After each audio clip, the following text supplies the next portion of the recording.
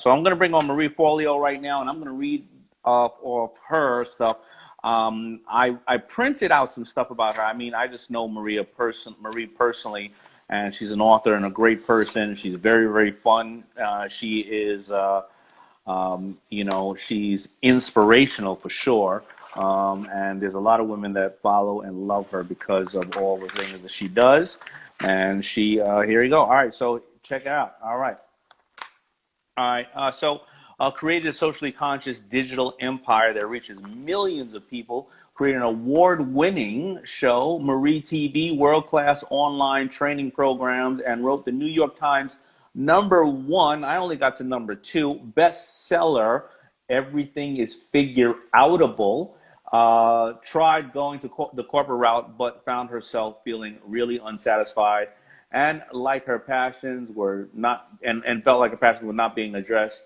So she started bartending, waiting tables, and other odd jobs while she built her coaching business.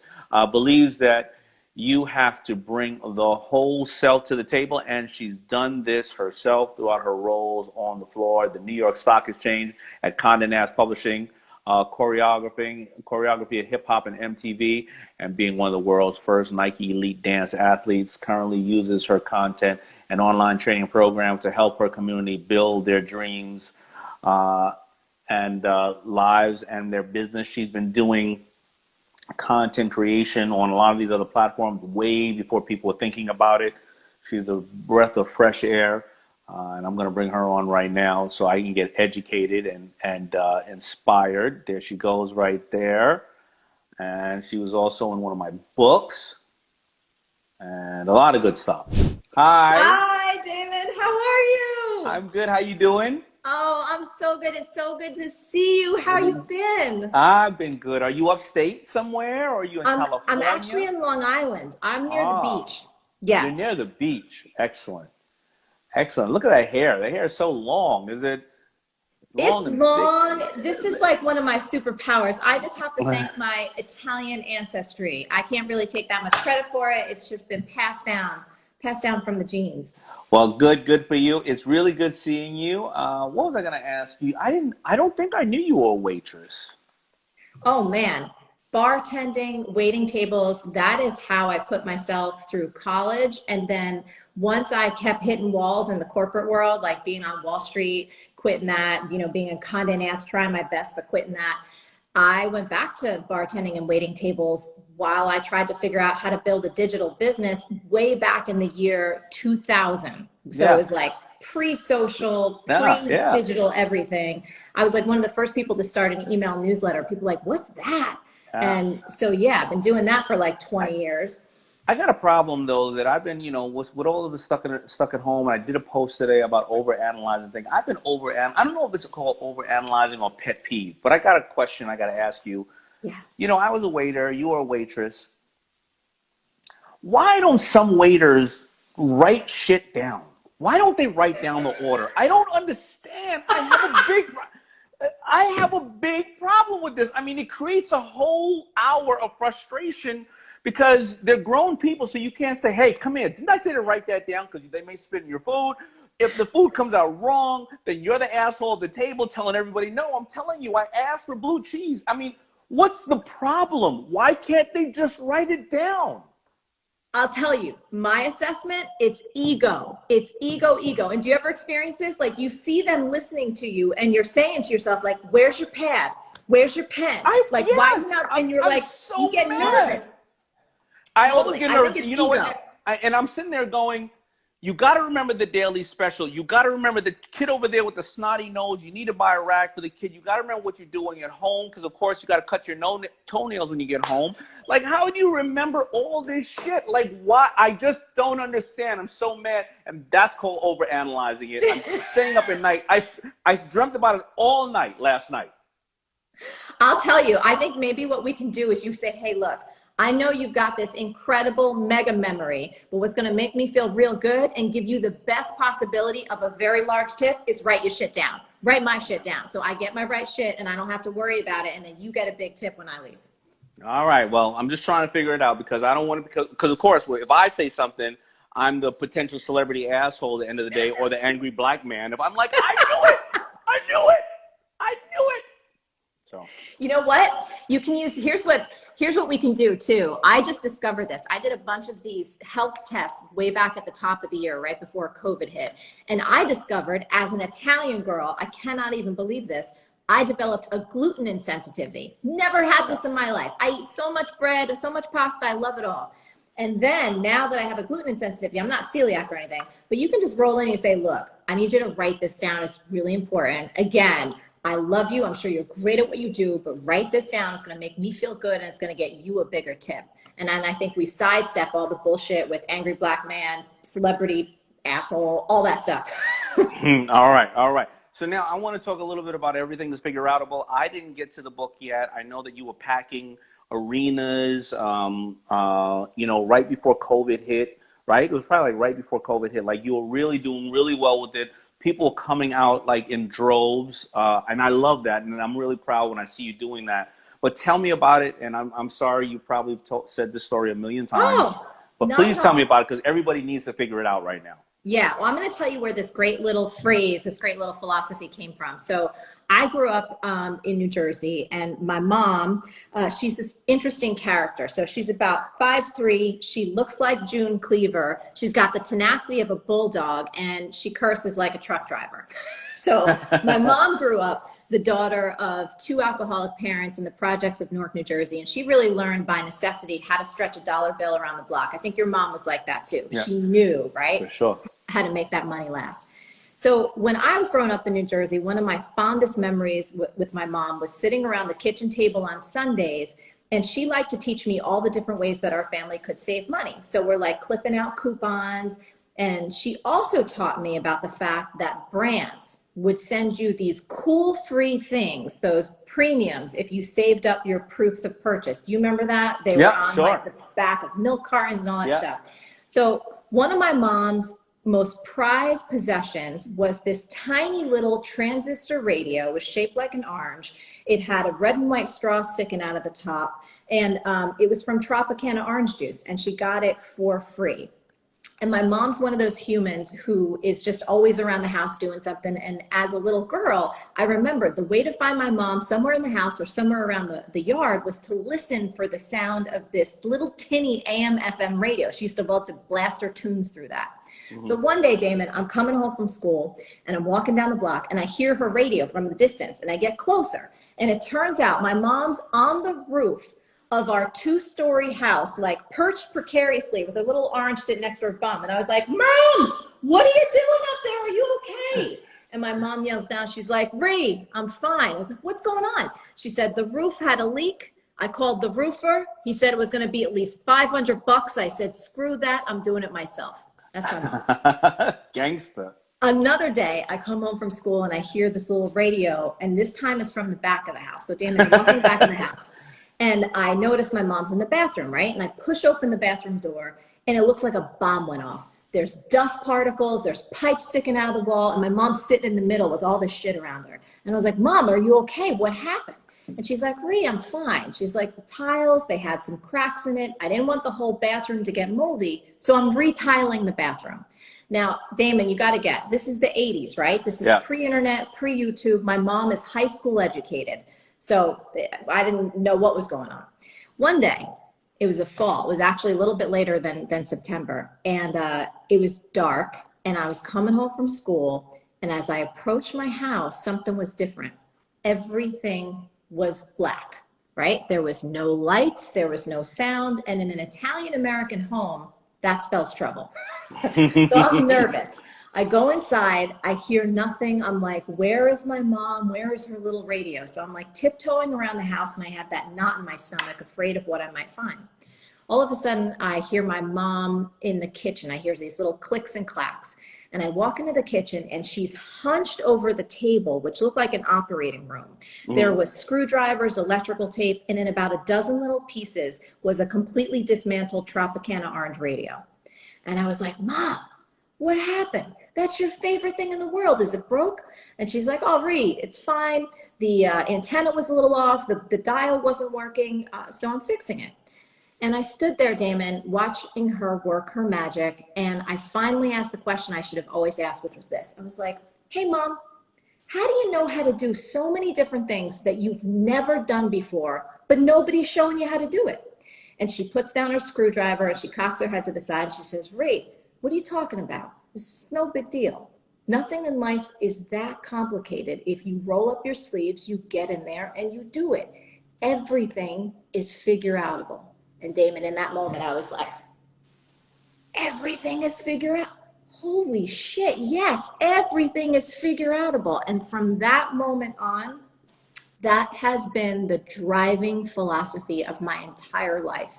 It is this little belief system that has ballooned into me, feeling that no matter what comes my way, and you know, life brings all of us to our knees, and there are so many challenges that we don't expect and so many things that happen. There's this deep-rooted faith I have that I can figure it out. I may not do it fast, and it may not be cute, and it may not be a straight line, but I am never going to give up, and I have something in here and in here that can help me move forward and figure it out. You know, first of all, that's an incredible story. I remember my mother, same thing.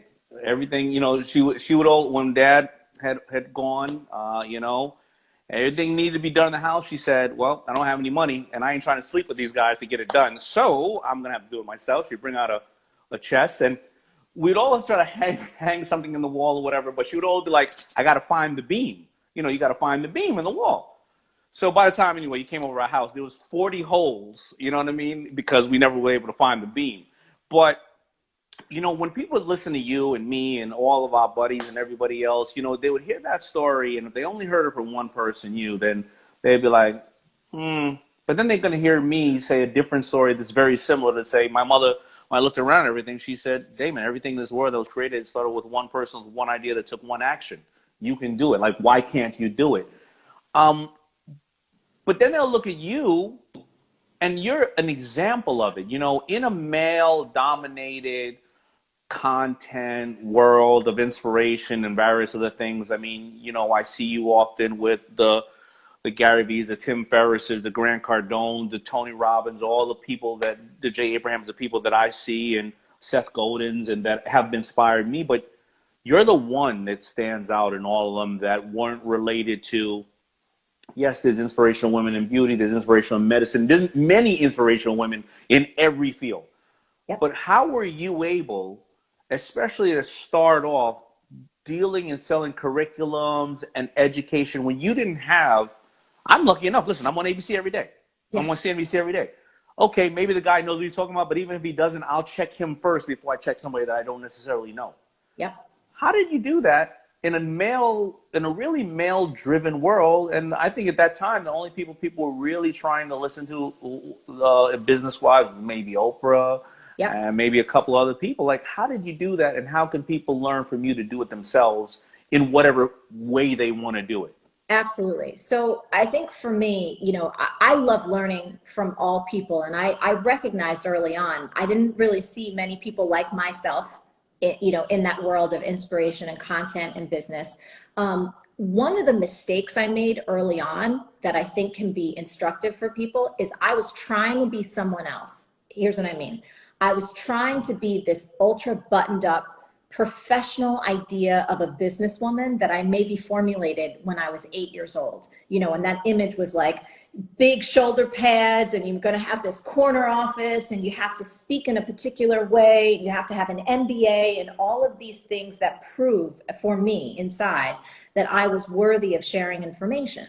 And when I tried to speak into that hyper professional image of a businesswoman that I had, Damon, I failed. My voice wasn't there. I didn't get any traction. I was so insecure on so many levels, and I was so stunted because I wasn't being true to myself.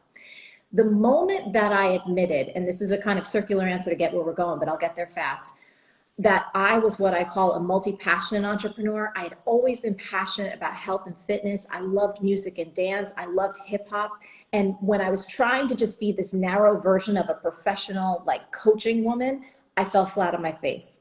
The moment I said, hey, I love fitness, I love dance, I love spirituality, I love music, I love business, I love finance, I love marketing, and just started to allow myself to speak in that Jersey tone, which is not perfect. I definitely make mistakes. It's a little saucy and spicy. And then I actually started telling people about my simul career in dance and fitness and that I was a Nike athlete. Like everything, Damon, started to come together. And I think people started to resonate even more with my content because they could feel the realness. I stopped trying to be something. I stopped trying to be like the female version of whomever, whether it was a Deepak Chopra or, you know what I mean, a Tony or whatever that was, and was just true to myself. And I find that in a world with 7.5 billion people, almost 8 billion people, there are more than enough folks that need to hear what you have to say from your unique perspective. And that's true across every industry of business, right? How many different styles of Italian restaurants are there? How many different styles of any kind of restaurant or clothing or tech? You know, there is more than enough in this world for everyone. And I mean that on a spiritual level and also on a practical level. Yeah, competition's real, all that stuff. But if you go full force with who you are, what you believe in, and what you stand for as a human, that's what I think really worked for me. And then the other side of it is I'm a relentless mother humper. I do not give up. There's this Jersey bit in me that, you know, for the first, 7 years of my business, Damon, I was still waiting tables. I was still bartending. So I didn't like have overnight success. I'm an overtime What was the success. motivation the first couple of years? What was the motivation you were giving people? Because if you were waiting tables and bartending, some people could say, well, it doesn't look like, and nothing wrong with that because I waited tables and I think you can make a career out of anything, right? So some people say, why should I listen to you? Yes. I was totally transparent. I was transparent about the fact that here's where I was in terms of my coach training, in terms of my experience. And my focus wasn't on look at me, look at how much I've achieved. I put my total focus on supporting that human, listening to what their dreams were, understanding what their goals were, and then providing the most value I could. But I wasn't like, hey, look at me, I'm so great. I'm like, let me put all of my attention on you, your success, your goals, and being the best resource I possibly can. Okay, so maybe I'm a person at that time, I don't have the right people in my life that I feel, I don't have supportive people in my life. So I need to hire a hype man, hype woman, but this hype man and hype woman not only supposed to bring out the beautiful thing that I'm doing or whatever the case is, they're all supposed to check me and also say, hey, here's what you're doing wrong. Is that what it is? Because you're not supposed to be like, go, go, go. Yeah, no, I would just ask insightful questions. Like that's part of what I did in the early part of my career was just about asking people the tough questions that they may not be asking themselves, right? So is this job, when they were telling me about a little bit of a career thing that was happening, is challenging them and not necessarily criticizing them, but holding space so that they could get real with themselves and then creating action plans together for how they wanted to move ahead. So my belief always as a coach wasn't that I'm the smartest person in the room. Oh, hell no. I believe you are your wisest teacher. I'm just here to help you make those decisions, set those game plans, right? Provide resources. And then of course, after 20 years, now I've got a lot more experience and there's more things that I know how to do. But in the beginning, I trusted my skill set that I was learning and I was very transparent. So let's talk about people right now who need to be motivational coaches for their husband, for their wife, for their sister, brother, and their family members who need to learn from you, who may not want to be the big person on stage or with the big books, but they need to have some kind of skill set right now because their family needs them and everybody needs to get together right now during this crazy time. What are the keys for them to be able to be that Marie Forleo in the house with their husband or wife? Couple things. Here's one of my beliefs, especially, no one wants to be criticized, right? The more you can build people up for what they're doing right, catch them for what they're doing right, and acknowledge them for what is going well and what they're focusing on that's working, man, that's how you build up someone so that they can keep building on that momentum. The other thing is you want to live by example. Like, don't wake up first thing in the morning and look at your damn phone or turn on the news and just drown yourself in negativity and all the shit in the world that's going wrong.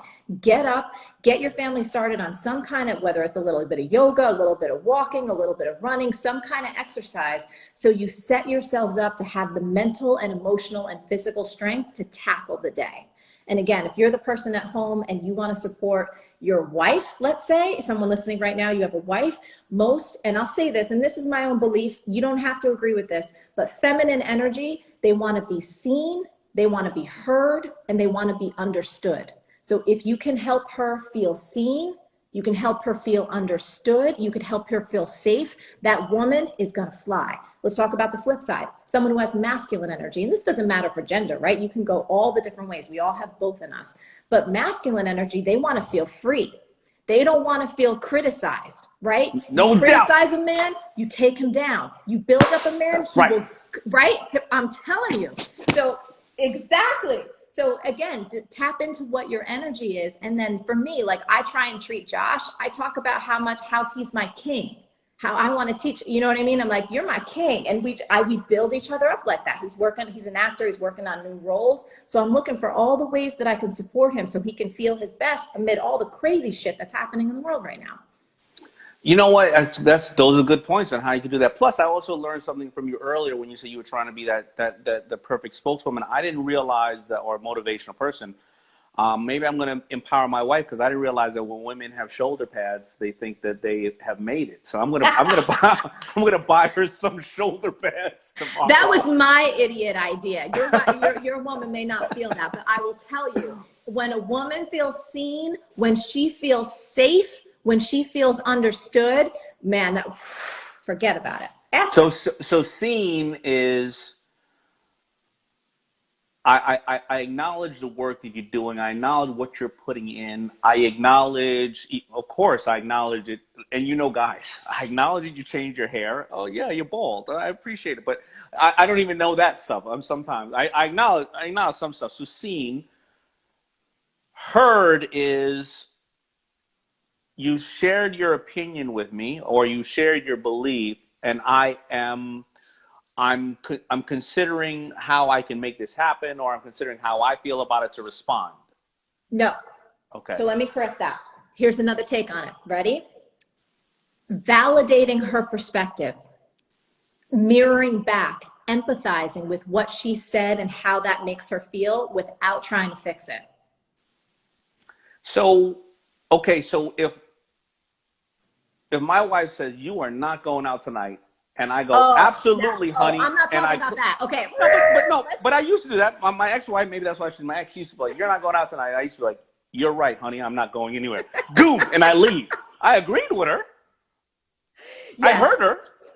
Yes. No, now we're getting into territory where we may not be able to unpack all this in like 8 minutes, but let's say she's just expressing some frustration about something she's experiencing, something she went through with her day, something that's happening in the house, something she's feeling or going through. And Damon, you're like, gosh, I hear that. I hear how frustrated you are. And I can see what that makes you, where that brings you in your heart and how difficult that must be to manage. You make sense to me.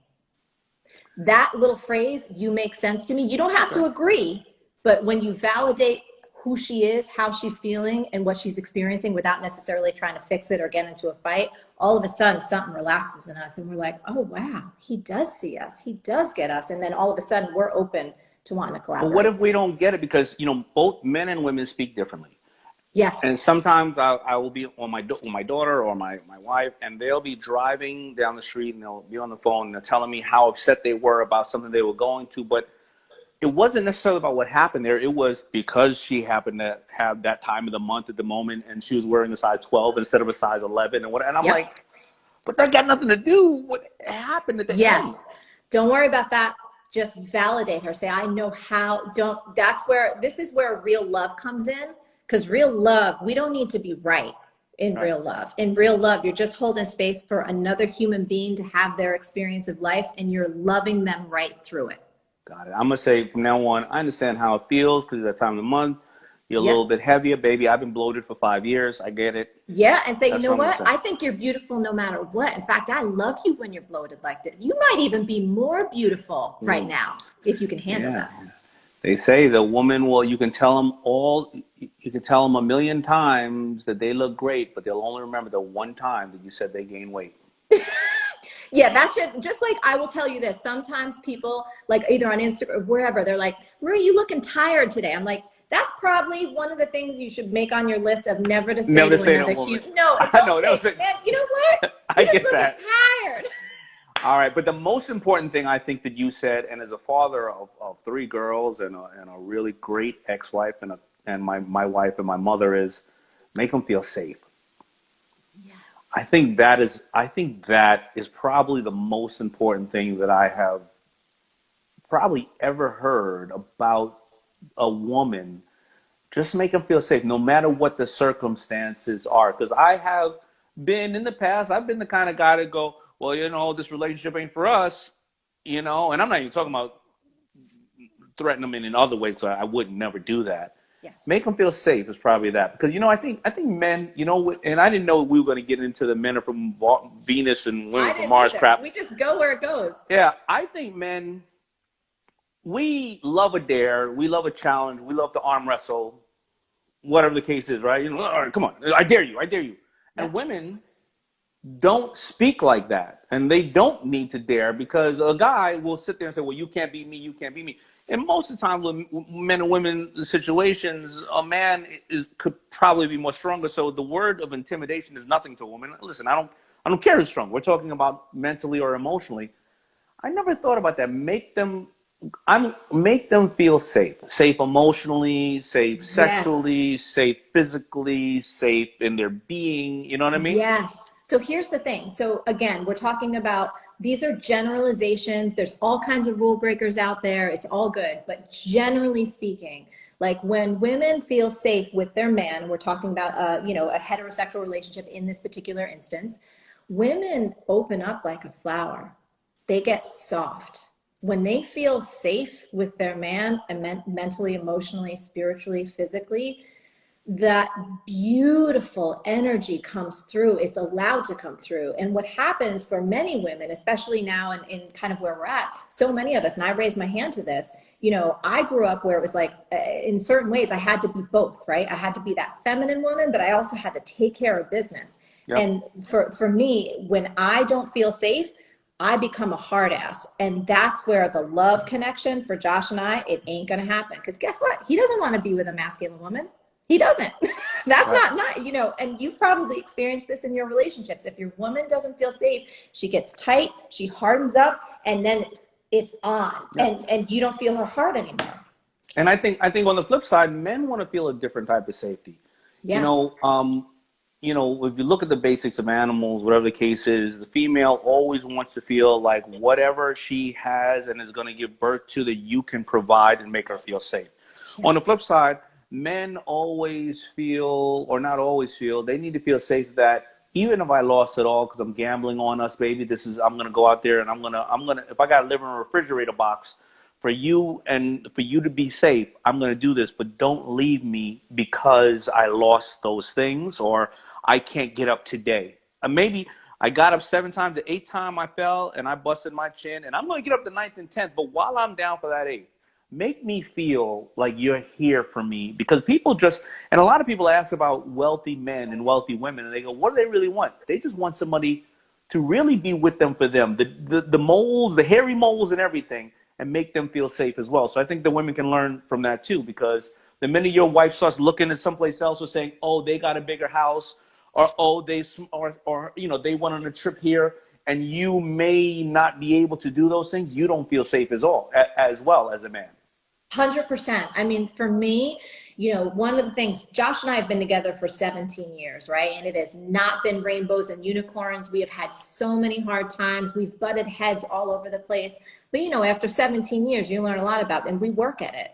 And so for me, in terms of that with him, our careers fluctuate, and sometimes I'm the one making all the money. It goes back and forth like that. And we all have ups and downs. And for me, what I've tried to practice is letting him know that I love him as a soul, and I love him no matter what.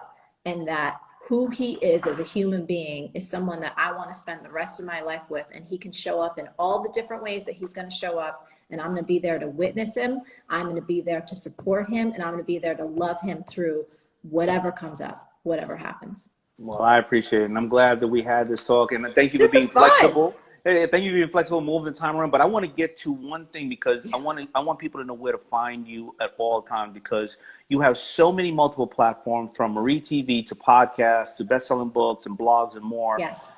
So I wrote it down. So for people getting started, how can they identify what content channel to focus on for themselves, as well as to focus on to find you? I mean, I guess to them it's the best way they digest information. Yeah. But you've expanded over all those after doing it 20 years. What do you Yeah. think, first of all, is the best place that they should start for themselves? And second of all, where they should find you? And it may be the same answer, maybe where they take in information the most. Absolutely. So if you're someone who's obviously an auditory learner, go download your favorite podcast. We have the Marie Forleo podcast. Our theme is always helping people create a business and life you love. On YouTube at Marie Forleo, we've got hundreds and hundreds of free episodes. We've got you on our show. We've got so many incredible experts and just me answering questions. On Instagram, it's usually a lot of fun. There's some dancing and some inspiration. And then also marieforleo.com. So, we've got tons and tons of free resources to help people learn what they need to learn, to develop that everything is figureoutable mindset, and to get the tools they need to lift themselves up and to make the difference in the world they were born to make. Well, I hope they enjoyed how you and I can move and sway through conversations. There's no structure to it, no shoulder pads. No, that's it, baby. We're just doing what we got to do. All right. Well, I love you, and I hope that you are safe. And yes, and I'm following you by far. I'm one of your biggest fans, and thank you so much for what you do. Sending you so much love, Damon, and thanks everyone for watching. Love you guys. All right. Bye. Now, she is absolutely the best. As you can tell, I can talk to her for hours and hours and hours and hours, but why have me go off course and go all these different directions? Because you can go to her podcasts and blogs and all that, and specifically go after the things that you want to learn from an extremely inspirational person. The reason why I say this is because, like I said, she's been doing it for so many years in a field that is truly dominated by males, which it shouldn't, because there's a lot of females out there that I run across, in speaking that are absolutely amazing.